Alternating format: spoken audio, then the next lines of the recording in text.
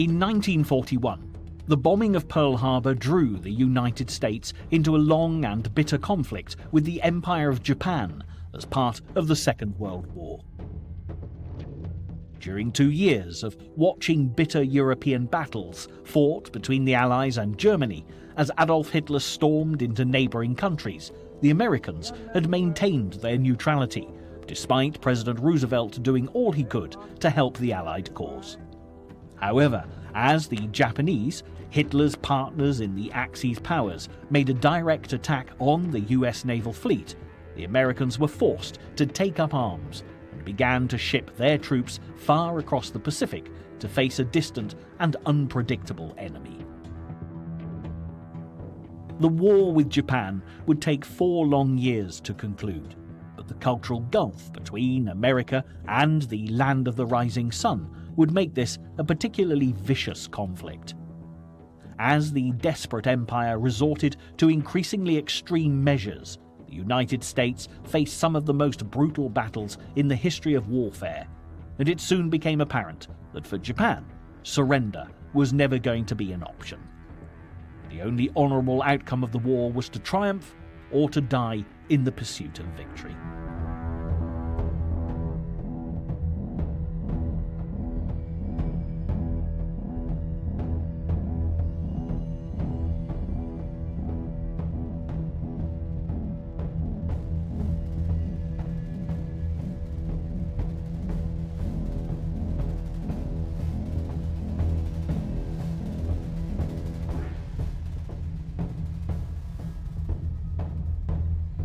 By the summer of 1942, just 6 months after the attack on Pearl Harbor, Japan had invaded every Allied colony in the Western Pacific.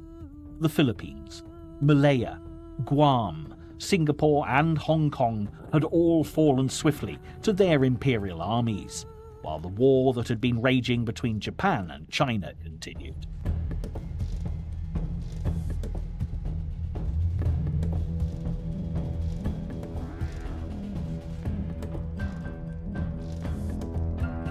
Led by their sense of duty and obedience to the emperor, the Japanese stormed through territories, islands and cities as swiftly as the Nazis had ravaged Europe. Though some nations welcomed the troops they believed would free them from European imperialism, it was soon clear that Japan's aims were to exploit the lands and people of the Pacific to save their own economy, so badly hit by sanctions imposed by the USA. Nevertheless, the dominance of Japan finally proved fallible in June 1942, when the tide of fortune suddenly began to turn against them in the Battle of Midway. The Japanese Admiral Yamamoto had sent a giant fleet to the Coral Island to complete the destruction of US naval forces that had been started at Pearl Harbor. But Allied intelligence had warned that the attack was imminent on this occasion, and the Americans were ready and waiting. The disastrous conflict now put Japan on the defensive, and the USA could at last feel confident that the war they'd entered so reluctantly, far from home, was one that it was now possible to win. Yet there was still a prolonged and difficult war ahead, and American industry stepped up production to an unprecedented level. Planes, ships, tanks, artillery and ammunition poured out of the factories to be dispatched directly into the Pacific theatre of operations. Japan had undoubtedly awoken a sleeping giant, and as the oil fueling its delicately balanced economy began to run out, it was soon clear the Empire of the Rising Sun faced a war that would ultimately lead their country to the brink of destruction and unimaginable devastation.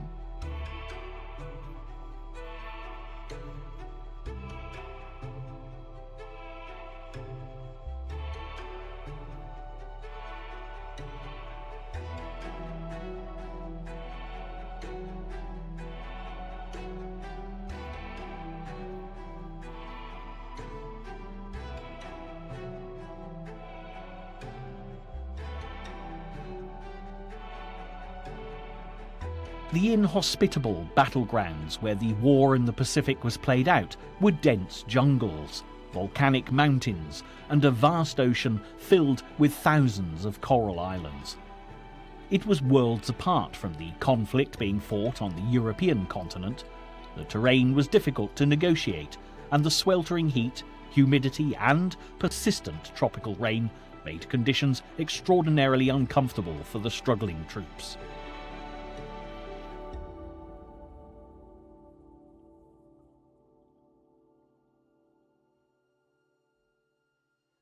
But the Americans brought with them a number of remarkable commanders who would inspire their subordinates to greatness, even in the most challenging of conditions that the war in the Pacific frequently posed. Perhaps the most famous of all was General Douglas MacArthur, who'd been based in the Philippines with his family for many years when the Japanese invaded in 1941. After being ordered to leave by President Roosevelt, MacArthur began gathering together Allied forces in Australia, ready to reclaim territory in the Southwest Pacific. The other leading American commander was Admiral Chester Nimitz, who would command naval operations from Pearl Harbor, thousands of miles away in Hawaii. While the war in Europe had become a combined initiative, Roosevelt and Britain's Prime Minister Winston Churchill agreed that the United States should have more power over the military affairs in the Pacific, relying heavily on the strength of the US Navy. Britain would, however, continue to influence the battles in Burma, which stood dangerously close to India, still very much a part of the British Empire.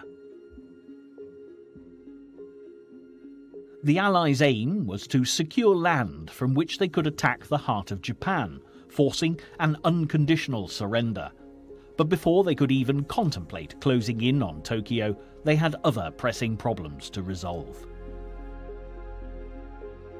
Just the presence of Japanese troops in the Solomon Islands and New Guinea posed a dangerous risk to Australia and New Zealand, which in turn threatened to cut off support from America to the Allied territory.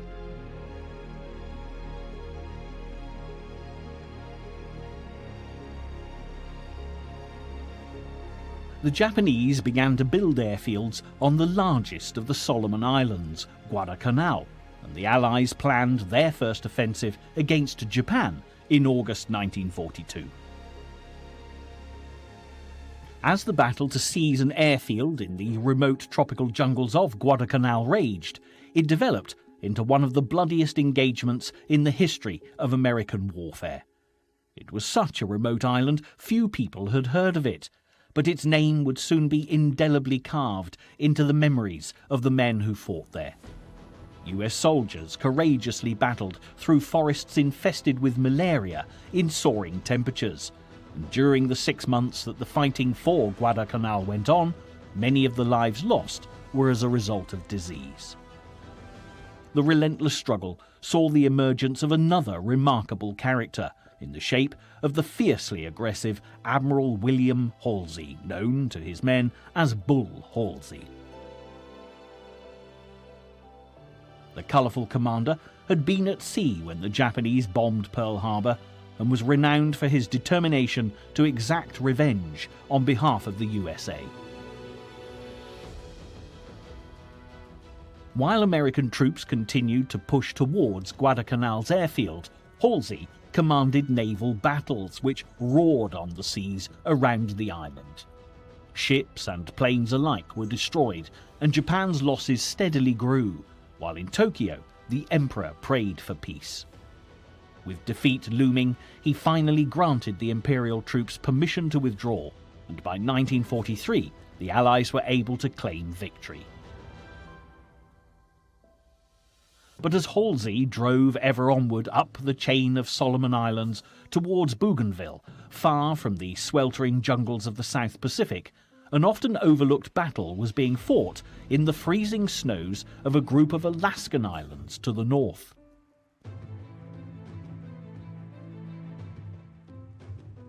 Japanese forces had invaded the Aleutian Islands in the summer of 1942, and thousands of Canadian and American troops had now been charged with the task of ousting them from the remote region.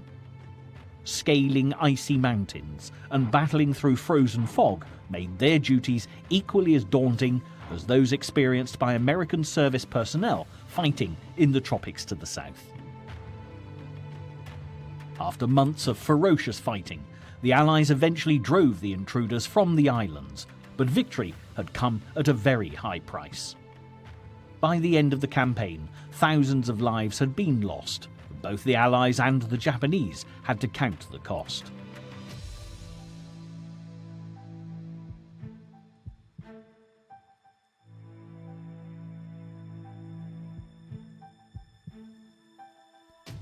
While battling continued over Bougainville in the Solomon Islands, a new offensive was being fought on New Guinea by Australian and American troops. From his base in Australia, General MacArthur commanded the proceedings, seizing bases from Lee to Rabaul, while Admiral Nimitz coordinated battles on the Gilbert Islands in the Central Pacific. Island by island, the advance headed steadily towards Japan, while to the west of the empire, the British worked with US and Chinese troops to force the Japanese out of Burma. The country had been invaded in 1942, cutting off the main supply line to China via the Burma Road. Aid could now only reach the country by flying over what the Allies called the hump, namely the Himalayas. American General Joseph Stilwell had arrived in Burma just as it fell to the Japanese. As commander of the China-Burma Theatre, he was responsible for all American Lend-Lease supplies to the Chinese, and his main goal was to open a land route to China from India and to seize Burma from the Japanese. With his chief of staff, Frank Murrill, Stilwell began to plan a route that could cut through Thailand and India to connect with the end of the Burma Road in China to the east. Thousands of dollars were poured into the project to create the Lido Road, which would twist through bottomless passes and thick jungles from the railhead in Assam in India to deliver supplies to the Chinese and Allied forces fighting in northern Burma.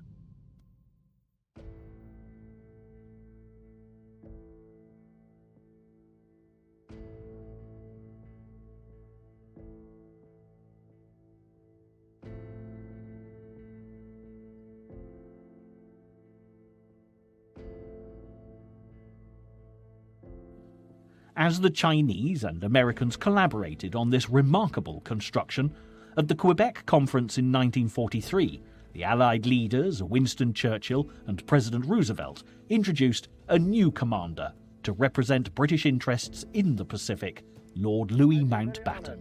Who've been appointed to the Southeast Asia Command. They also decided that while the road was being built, the best method of advance in Burma would be by using special forces to penetrate deep into enemy territory. The British Indian Army Special Force, known as the Chindits, had been very successful, operating deep behind Japanese lines, and soon similar forces were organised by the Americans under Stilwell's operations officer, Frank Murrill. While engineers and mechanics took on the impossible task of rolling their road through the dense forests and swamps ahead of them, Murrill led his specially trained unit to pinpoint enemy strongholds and keep the Japanese at bay. Air support flew over the difficult terrain, dropping supplies to the 3,000-strong team, who soon became known as Murrill's Marauders. Further east, the Japanese had constructed their own route through the Burmese jungle in the form of the Burma Railway, which spanned the infamous River Kwai. As US submarines became a threat to supplies arriving by sea, they'd started to construct a route between Bangkok in Thailand and Rangoon, the capital of Burma. Progress was speedier than on the American Lido Road, as the Japanese mobilized thousands of prisoners of war to work at breakneck speed. The Japanese were becoming notorious for their horrific treatment of prisoners, who were frequently tortured and routinely starved. Working on the Burma Railway was virtually a death sentence, and in the disease-infested jungles, those who didn't die of starvation fell victim to malaria, typhoid and cholera. By the time the railway was completed in the autumn of 1943, over 100,000 Allied prisoners of war had died during its construction. As Stilwell's Lido road plunged deeper into the wild terrain of Burma, Murrell's marauders were making headway despite sustaining heavy losses. On May 17, 1944, the special unit seized the Myit Kina airstrip in Burma, despite strong resistance from the enemy. Stilwell arrived to congratulate his chief officer Murrell, but the battle was far from over. The next 2 months were spent grappling with the Japanese stronghold of Myit town.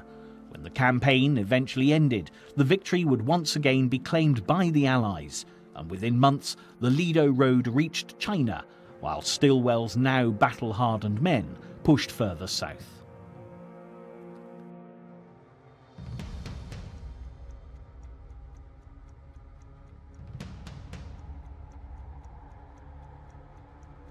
To the east, MacArthur and Nimitz had now reached Japan's main line of defence, having captured the Solomon Islands, New Guinea, the Gilbert and Marshall Islands, and the Mariana Islands were the next Allied target. The archipelago, made up of volcanic mountains, emerged from the deepest, darkest depths of the world's oceans, extending from Guam at its southern tip to the islands of Saipan, Tinian and Rosa to the north. This was just over 1,000 miles from Tokyo and was the most vital point in Japan's defence. From here, the Americans could reach the capital and repeat the bombings that had been so psychologically damaging to the nation in the Dolittle raids of 1942.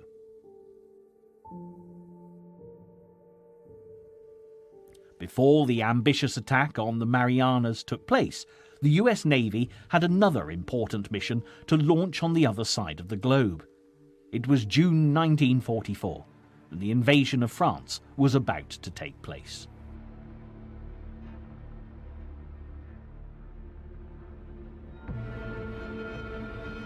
On June the 6th, thousands of Allied soldiers stormed the beaches of Normandy to face Hitler's army of occupation head-on, before beating the Nazis back towards the borders of their homeland.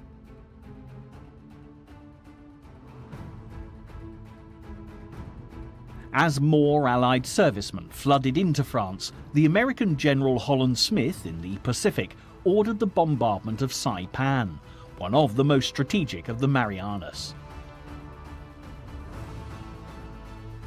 The shell attacks were soon followed by teams of Navy divers who began taking out mines and scouting for landing beaches suitable for a very different invasion to the one taking place in Normandy.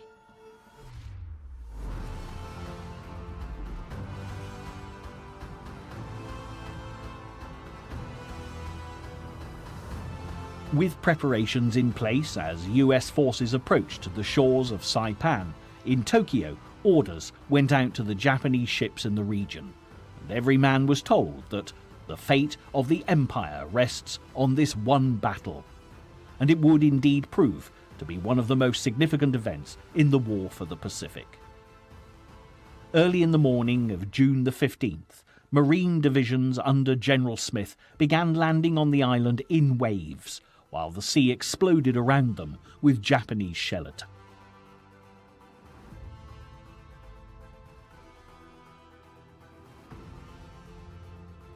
Within hours, there were thousands of men on the beaches, soon to be joined by army forces. As the troops advanced, under heavy gunfire from the Japanese, they quickly managed to secure the beach and began to march northwards over the treacherous island terrain. Meanwhile, American radar picked up the huge swarm of planes closing in, as Japanese Zero bombers were launched from the carriers, and as a result, the attack would not be the victory Tokyo had prayed for. As American battleships and destroyers opened fire, hundreds of aircraft plunged into the sea, and with so many of the enemy shot down, the Americans called the battle the Mariana Turkey Shoot.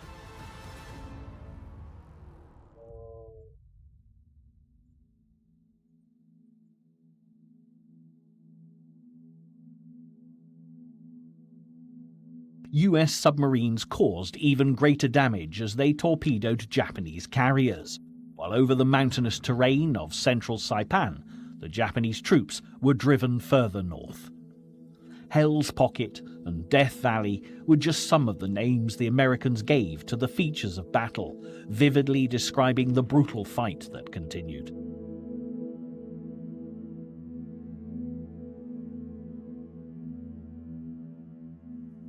But by the beginning of July, the Japanese had nowhere to retreat, and in a final bid for victory, 3,000 of them flooded down the mountains to attack the US forces.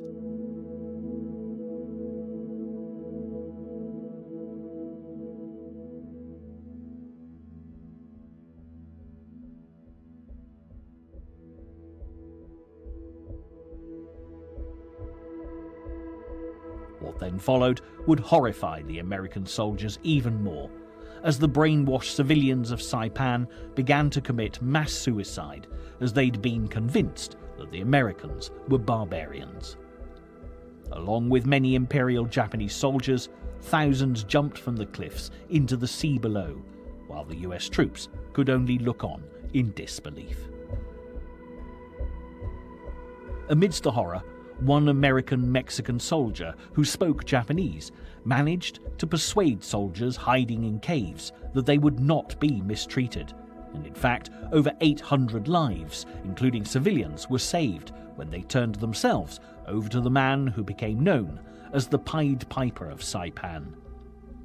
Although many prisoners were taken alive thanks to his efforts, it was rare for Japanese soldiers to surrender. In their culture, it was considered dishonorable and a fate worse than death.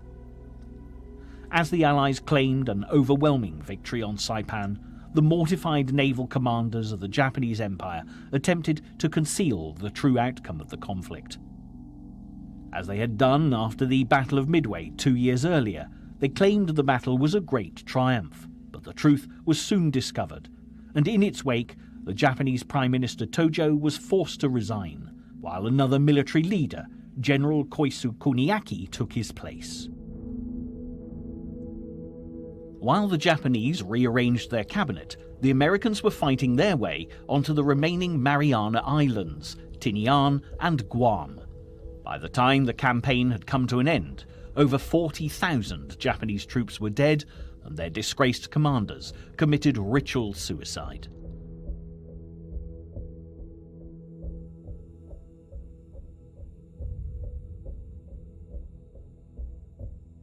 With the invasion of the Marianas complete, in August 1944, the Allies began to construct valuable airfields for the next stage of the war. But a difference of opinion was splitting the Army and the Navy.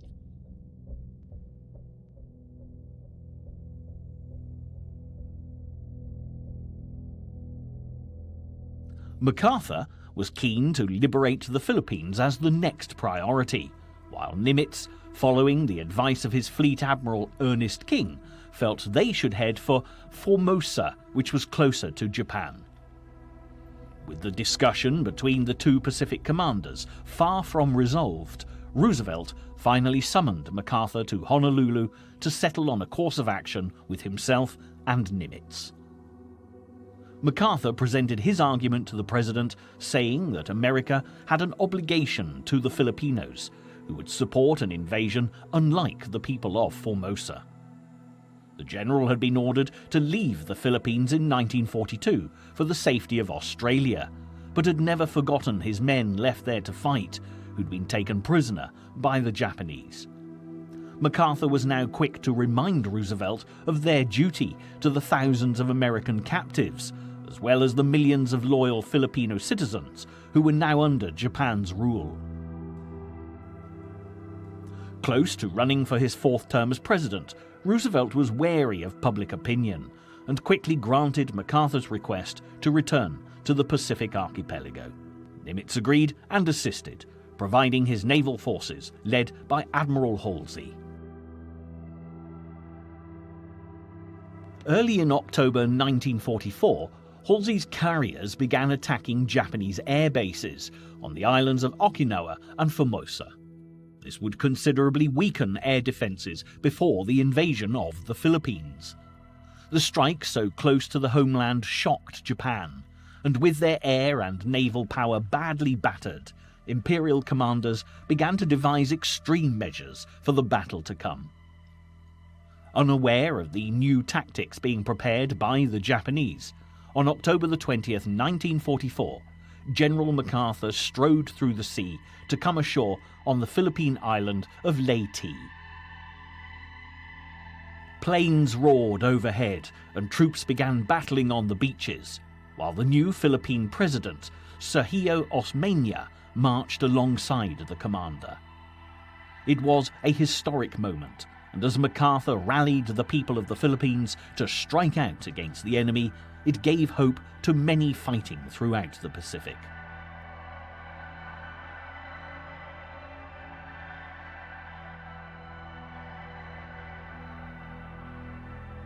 The coast of Leyte was the springboard from which MacArthur hoped to take Luzon in the central Philippines before beginning the final assault against Japan. Within days, a major sea battle was raging, but the Japanese had plotted to lure Halsey's battleships away from MacArthur's invading force. A decoy fleet, made up of empty carriers, drew Halsey northwards, leaving MacArthur's flanks dangerously exposed. Back at Pearl Harbor, Nimitz realized that Halsey had fallen into a trap and immediately signaled his admiral. It was a near disaster, and one that MacArthur squarely blamed on Washington for splitting commands between Nimitz and himself. It was fortunate that Japan's defences were weakened, and Allied forces had quickly seized the beaches of Leyte without Halsey's battleships. The failure of the decoy to ruin the attack now led the Japanese to resort to some of the most shocking tactics ever seen in warfare. It was decided that special kamikaze attacks should be instigated to disable American carriers. On behalf of their countrymen, young Japanese pilots began to plunge to their deaths.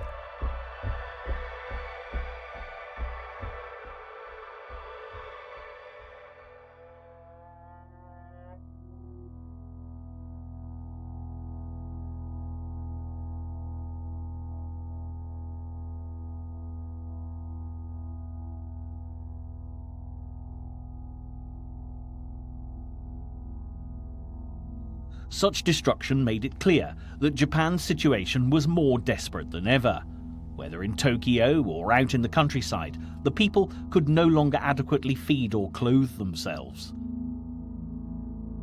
There was a shortage of farm workers as more and more men and women joined the Japanese war machine, while the Allied blockade continued to hamper vital food supplies arriving from Korea and China. Despite the hardships for Japanese civilians, surrender was, as ever, the last thing on the minds of the Japanese military. As MacArthur's troops plunged deeper into Philippine territory and towards Luzon, the Japanese forces fought back furiously, and the Americans still had a huge fight on their hands. As the new year approached, back in the USA, Roosevelt, now in his fourth term as president, wished American troops across the globe a Merry Christmas, remembering those fighting in the bitter cold on the front lines of Europe, as well as those battling with the heat in the jungles and swamps of Burma and the Pacific Islands. Far from home, the president's words might have offered comfort, but for the Americans, as the war in Europe seemed to be drawing to a close, the same could not be said of the war in the Pacific with the Japanese. By February 1945, the troops marching through the Philippines had finally reached the gates of Manila.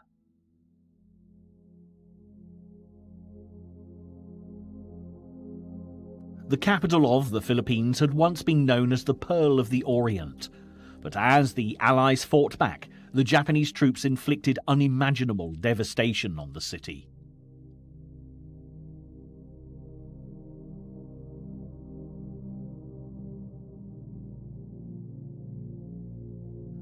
As the fight turned in the Allies' favour, the Japanese retaliated by murdering thousands of civilians and destroying every building in their path. By the time the city was declared secure, 100,000 Filipinos were dead, and the capital was little more than a pile of rubble.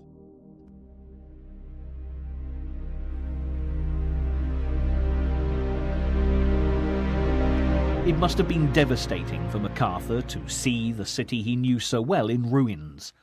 But as the smoke cleared, there was some consolation for the commander. Prisoners of war began to pour from the camps, thin and gaunt, after nearly 4 years in captivity, and amongst them MacArthur found many of his former soldiers. He told them, "I'm a little late, but we finally came." And it was, no doubt, an extremely moving moment for all concerned. As the Americans battled on to secure the rest of the country, on the other side of the globe, major decisions were being made between the three great powers, America, Britain, and the Soviet Union, at the Yalta Conference in the Crimea. By now it was clear that despite Lend-Lease support from America, the Chinese were becoming even more concerned with battling the communists under Mao Zedong instead of defeating Japan. Consequently, the Americans and the British found themselves looking in an unlikely direction for reinforcements. Roosevelt and Churchill now turned to Stalin, who'd claimed overwhelming victories in the Russian battles against Hitler's armies. The American president tempted Stalin into the Pacific War, promising that the territory the Soviet Union had lost to Japan in 1905 would be returned to the Russians. With the struggle against Nazi Germany reaching an inevitable conclusion, Stalin made the secret pact that he would join the fight against Japan 3 months after he had concluded the war with Hitler. Now, as the war continued and airfields were built throughout the Pacific Islands, the Allies were soon ready to launch their next step in the quest for victory. Daylight raids had already begun on Japanese industrial targets, but as they proved unsuccessful, Washington had called for more extreme tactics, and General Curtis E. LeMay would introduce a horrifying new chapter in the war against Japan as he proposed a new strategy. However, before LeMay's plan could be launched, there was a major problem that needed to be resolved. The tiny island of Iwo Jima to the south of the Japanese mainland was a major headache for the American bombers.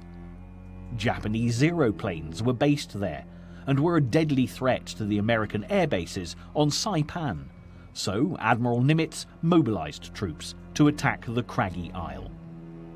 For the soldiers, by now battle-weary and shattered by the Pacific struggle, it was essential that they found the strength to continue.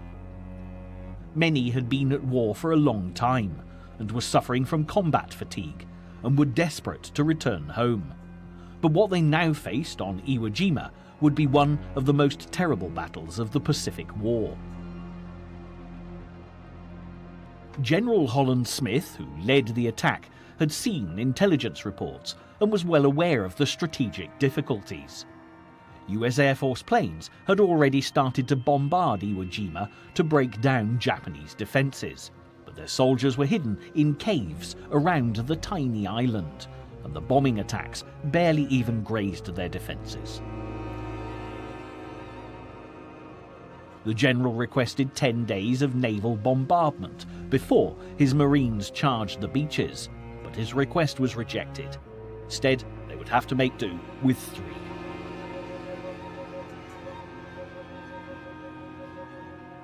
On February the 19th, thousands of Marines began to land on the beaches while the Japanese waited until waves of troops had assembled before attacking. Suddenly, the air was filled with the thunder of the heaviest gunfire many had ever seen. Unable to dig foxholes in the volcanic sand, the Marines had no option but to move towards the barrage of bullets, and by sundown there were more than 2,000 Allied casualties. Slowly, the American forces moved towards the base of Mount Surubachie and fought in what one reporter described as a nightmare from hell. The island would have to be wrenched from the Japanese, trench by trench, in a terrible and bloody battle, and when the tanks rolled in on the second day of the invasion, the advance moved closer to the target, and by February the 23rd, the summit was within reach. That morning, a patrol of 40 men were ordered to the top of Mount Surubachie, where, if they succeeded, they would plant the American flag. As the iconic image that gave hope to the people of the USA attests, the daring mission was accomplished and has gone down in history as one of the defining moments of World War II.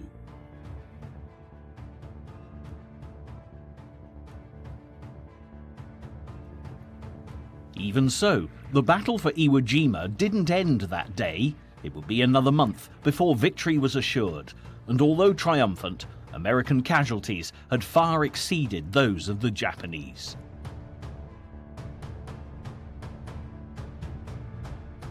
With Iwo Jima secure, the Allies were now close to the homeland of Japan, and Liu Mei had the opportunity to test his newly devised strategy, firebombing the Empire's cities.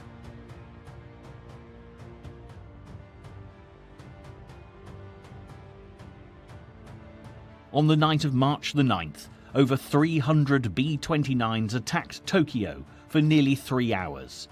Fires burnt out of control, creating a firestorm that boiled the waters of the canals and cisterns. It was the most destructive non-nuclear attack in human history. 100,000 people perished and 1 million were made homeless, but this was only the beginning. The Great Tokyo Raid marked the start of a 5-month period during which Japan would suffer unbelievable devastation. Moving from one city to another, B-29s rose menacingly from the runways the Americans had built at Guam, Tinian and Saipan, leaving a trail of destruction in their wake. In Tokyo, beautiful architecture lay in ruins, and even part of the Imperial Palace was hit. Millions fled for the hills, and for the first time, Japanese civilians began to turn against the military. It even became dangerous to wear a military uniform in some parts of the country. But through the terror shone one ray of hope, as the bombings convinced the Japanese government that they needed to work towards peace. While the firebomb strategy of Liu Mei continued as March gave way to April, Nimitz set his sights on the next stepping stone towards a total victory over Japan. Okinawa was a heavily fortified island, once the kingdom of the Ryukyu, before the Japanese had abolished its monarchy and annexed its land. It stood just 500 miles from Japan. In an operation called Iceberg, an attack began on April 1st, 1945. Ships, including those of the British Pacific Fleet, delivered Marine and Army divisions to the island's shores, and for the first time, Chester Nimitz's Marines and Douglas MacArthur's soldiers fought side by side under the command of Lieutenant General Buckner.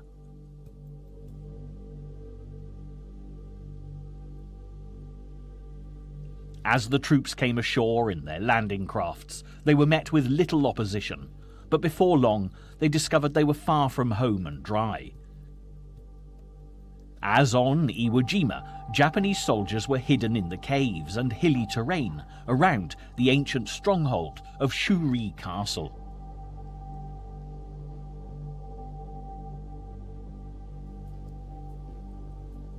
But while American soldiers struggled to root out the enemy from their hideouts, back aboard the ships, another surprise was in store for the Allied troops, as the Japanese set in motion their last great attack, Operation Chrysanthemum. The Japanese now turned to the ancient myth of the kamikaze, as thousands of young pilots were torn between duty to their families and the will to survive, balanced against their duty to serve Japan and die for the cause. They now had to prepare themselves for missions from which they knew they would never return. On April the 6th, the Japanese commander Ugaki unleashed the first of the kamikaze bombers. The American fleet couldn't believe their eyes as they witnessed the surreal spectacle of wave after wave of aircraft plunging towards them and certain death. Smoke and flames enveloped the scene as planes and ships were caught up in the explosions. No country had ever invaded the land of the rising sun, and the legend of the kamikaze had arisen from a fierce windstorm that prevented a Mongol armada invading Japan centuries earlier, and translating as divine wind, the kamikaze legacy was passed on to the indoctrinated pilots who were now, quite literally, Japan's last hope.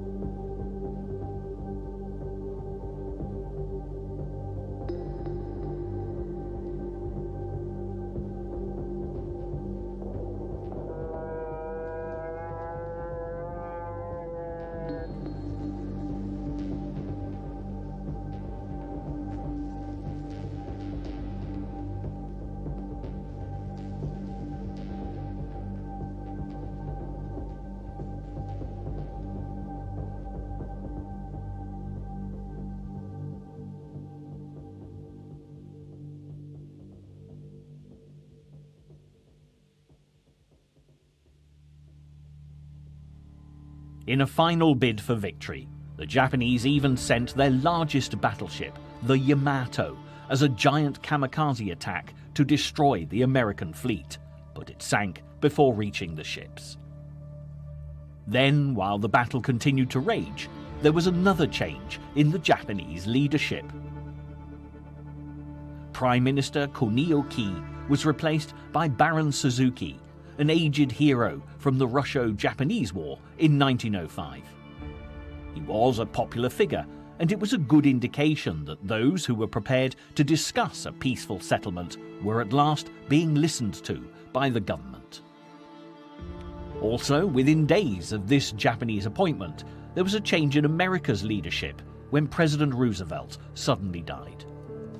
It was a great blow to the Allies, and from the streets of Washington to the beaches of Okinawa, civilians and soldiers alike mourned the loss of a president who'd promised the American dream and delivered a safer future for the world through freedom and democracy. Roosevelt's vice president, Harry S. Truman, now took charge of America, while as the Red Army rolled their tanks into Berlin, the war in Europe was drawing to a close.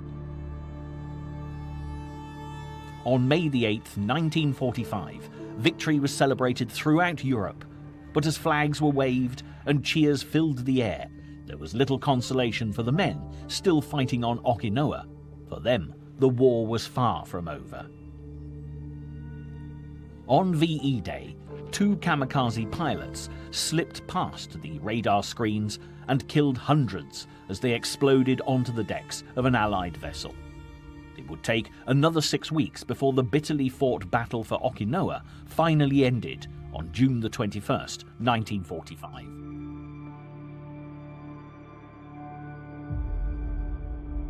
The casualties on both sides were horrific, and for the Americans, even General Buckner, the man who'd led them into battle, was killed. Japanese civilians and soldiers alike began to commit mass suicide, and the Allied soldiers who survived would be forever haunted by the nightmarish scenes of Okinawa.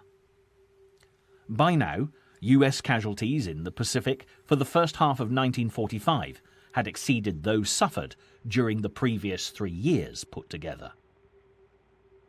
As the victory flags were raised in the Philippines and in Okinawa, These dreadful last battles now forced the Allied leaders to rethink their plans for invading Japan's homeland, which would inevitably lead to even greater casualties. On June the 12th, the Japanese had passed laws calling for all males from 15 to 60 and all women from 17 to 40 to do military service. By the summer of 1945, every man and woman in Japan was a member of the People's Volunteer Army, with the government having declared martial law, making Japan a war zone. It seemed that any hopes for peace were far from being realized. All across Japan, the inhabitants drilled with spears made from bamboo and other makeshift weapons in preparation for the final battles. If the invasion came, they would be prepared. However, the ability of the Japanese people to fight was increasingly undermined by the blockade, starvation, Allied bomb attacks, and the collapse of industrial production.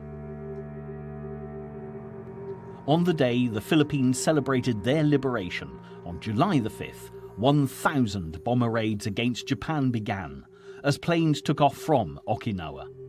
The civilians sheltering inside their bamboo huts had little chance against the onslaught of the American attack. All across Japan, civilians called for peace, desperate to end the war, as the American bombers continued to destroy everything in their path. But the military, still driven by ancient traditions, felt that it was better to die than surrender, and battled on. They were still fighting in Burma and deep in the jungles of the Philippines, Manchuria, Hong Kong, and Singapore.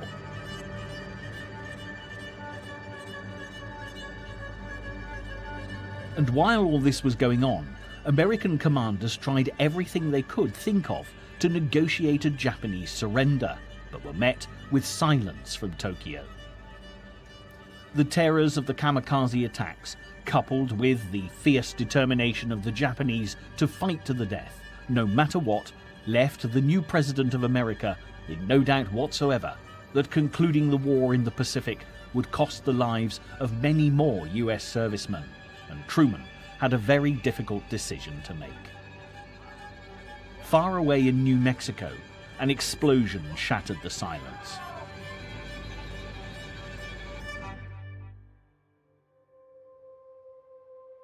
It was July the 16th, 1945, and based on Einstein's formula, Allied scientists had finally realized their goal: to create the deadliest and most powerful weapon on Earth, the atom bomb. That very same day, Stalin, Truman, and Churchill met to discuss the future of Germany and Japan at the Potsdam Conference. The American president was well aware of the power that was now within his grasp, but unlike Roosevelt had been, Truman was very wary about Stalin joining the war in the Pacific. The Soviets had dominated the end of the war in Europe in the Battle of Berlin, and in the aftermath, the communist threat of a Cold War had already put the British and the Americans on their guard. On July the 26th, 1945, at Potsdam, the three great powers made a final plea for Japan to surrender. Their terms were that those responsible for the policies that had led to war were to be forever eliminated, the war criminals should be punished, and Japan occupied. Truman gave the Japanese a stern warning, although at this time they had no idea just how devastating the consequences of not heeding it were likely to be. If they do not now accept our terms, they may expect a rain of ruin from the air, the like of which has never been seen on Earth. The Japanese Prime Minister's reply was seemingly inscrutable, perhaps due in some part to the ambiguities of the Japanese language, but the Allies took it as a final gesture of defiance. As Stalin gathered Soviet forces on the borders of Japanese-occupied Manchuria in northeastern China, the USA hurried their preparations in the race for Japan. On August the 6th, 1945, Truman ordered the atom bomb to be loaded onto a B-29 plane named after the pilot's mother, Enola Gay. It took off from the runway on the island of Tinian its target the city of Hiroshima, an important military centre with a civilian population of 300,000. It was a calm, sunny Monday morning, and after an earlier air raid alert had been called off, by 8:15 the city was bustling with activity as soldiers did their morning calisthenics, commuters hurried to and fro, and groups of women and children worked outside. When the bombs dropped, those closest to the explosion died instantly, as the nuclear blast caused buildings and humans alike to disintegrate. Paper 6,000 feet from the centre of the blast ignited immediately as temperatures became as hot as the surface of the sun. Birds burst into flames, and those who weren't killed by the initial explosion were engulfed by the firestorm that ensued. The blast of white light burnt patterns into human skin and shadows onto walls. Those dark shapes were all that would remain of many of Hiroshima's inhabitants. 4 hours after the attack, the Japanese government didn't know what had happened. But when a plane was dispatched to survey the city from 100 miles away, the staff officer aboard could see the huge cloud of smoke. The devastation was beyond belief. Yet the true horror of the situation was only just beginning to become evident. It would take several days before the Japanese realized that survivors were dying from radiation sickness as the death rate began to climb.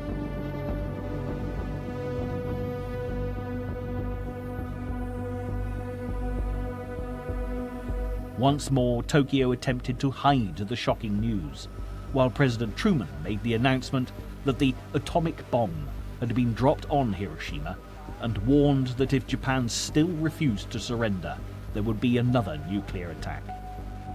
When Tokyo failed to respond to the call for an unconditional surrender, a second bomb was dropped on August the 9th, this time on Nagasaki. As Japan quaked once more, in a dugout beneath the Imperial Palace, the fate of the Japanese people was being decided.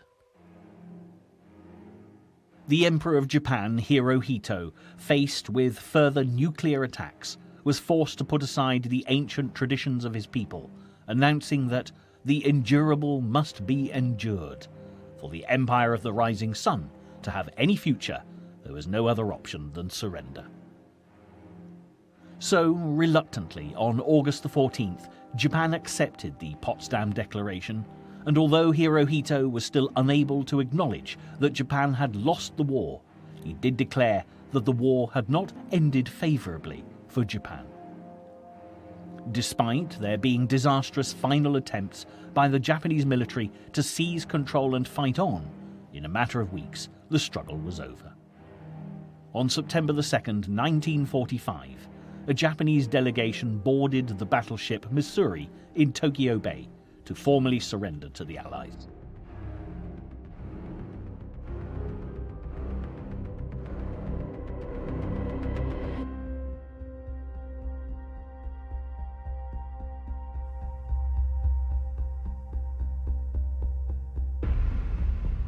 The moment was broadcast across the globe, and when all the nations that had taken part in the Pacific battles had signed the document, MacArthur drew the war to a poignant close, saying, "Let us pray that peace be now restored to the world."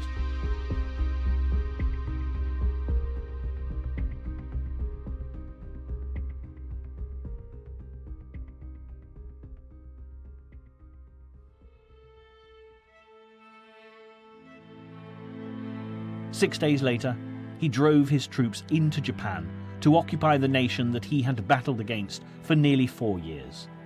The Japanese would now learn to live alongside the Americans, and their nation would evolve to survive in this new world where foreigners infiltrated every walk of Japanese life.